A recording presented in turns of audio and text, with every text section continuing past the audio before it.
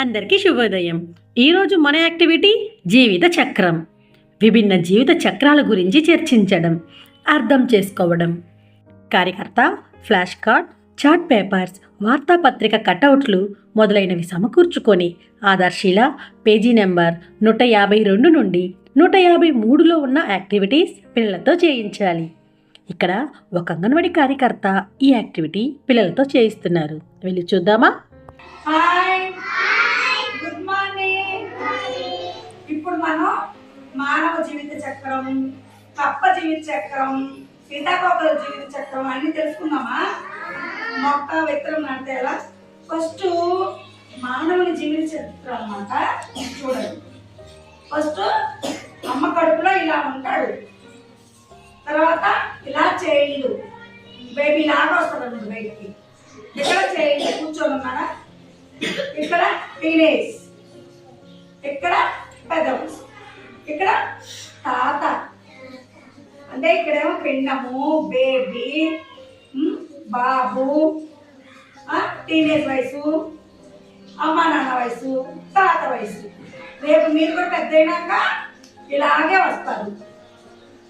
అర్థమవుతుందా? ఇప్పుడు కప్ప. కప్ప చూడండి, ఫస్ట్ గుడ్లు పెట్టింది. ఇక్కడ గుడ్లు పెట్టిందా? ఇక్కడ తోక కప్ప అయింది, ఇక్కడ కప్ప కాళ్ళు వచ్చింది, ఇక్కడ చిన్న కప్ప అయింది, ఇక్కడ పెద్ద కప్ప అయింది. చూసారా? ఇప్పుడు సీతాకోక చిలుక. సీతాకోక చిలుక ఫస్ట్ ఆకు మీద గుడ్లు పెట్టి ఇక్కడికి వచ్చేసరికి బొంగల గుడ్లు లాగా అయింది. ఇక్కడ ఏమైంది? ఆకులో పుచ్చిపోయి ఉంది గూడు కట్టుకొని. ఇక్కడ కొంచెం బయటకు వచ్చింది పాయి, ఇక్కడ పెద్ద సీతాకోక చిలుక అయిపోయింది. ఇక్కడ చూడండి, భూమిలో విత్తనం నాటారు. విత్తనం నాటితే నీళ్ళు పోస్తారు, నీళ్ళు పోస్తే ఏరు వచ్చింది. ఇక్కడ విత్తనం పగిలి 2 ఆకులు వచ్చింది. ఇక్కడ పెద్ద చెట్టు వచ్చింది.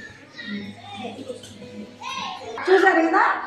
ఇక్కడ ఏమైంది? అమ్మ కడుపులో ఉన్నప్పుడు పిండం లాగా ఉంటాడు, ఇక్కడ చిన్న బేబీ లాగా వచ్చాడు, ఇక్కడ మీకు లాగా పిల్లలు, ఇక్కడ కొంచెం యొక్క వయసు వచ్చింది, ఇక్కడ అమ్మా నాన్న వయసు వచ్చింది, ఇక్కడ తాతలాగా వచ్చాడు. అర్థమైందా? ఇక్కడ చూడండి, కప్ప ఏమైంది? ఫస్ట్ గుడ్లు పెట్టింది, తర్వాత తోక కప్ప పోయింది, తర్వాత కాళ్ళు వచ్చింది, తర్వాత చిరు కప్ప అయింది, తర్వాత పెద్ద కప్ప అయిపోయింది. ఇక్కడ చూడండి, సీతాకోక చిలుక ఏం చేసింది? ఆకు మీద ఫస్ట్ గుడ్డు పెట్టింది, తర్వాత బొంగల పురుగు అయింది, తర్వాత ఆకు మొత్తం గూడు పెట్టుకొని వచ్చేసింది. చిన్న సీతాకోక చిలుక లాగా వచ్చింది, పెద్ద సీతాకోక చిలుక అయింది కదా. ఇక్కడ విత్తనం పెట్టి భూమిలో ఏం చేశారు? నీళ్లు పోసారు. పోస్తే ఏమైంది? చిన్న ఏరు లాగా వచ్చింది. ఏరు వచ్చి గింజల నుంచి చెట్టు వచ్చింది, ఇక్కడ పెద్ద చెట్టు అవుతుంది. అర్థమైందా? జీవిత చక్రం గురించి ఇక్కడ ఉన్న అంగన్వాడీ కార్యకర్త పిల్లలకు చాలా చక్కగా, వాళ్ళకు అర్థమయ్యే విధంగా బొమ్మలతో చాలా చక్కగా వివరిస్తున్నారు కదా. అయితే రండి, ఈరోజు ఈ యాక్టివిటీని మన అంగన్వాడీలో చేద్దాం. Thank you.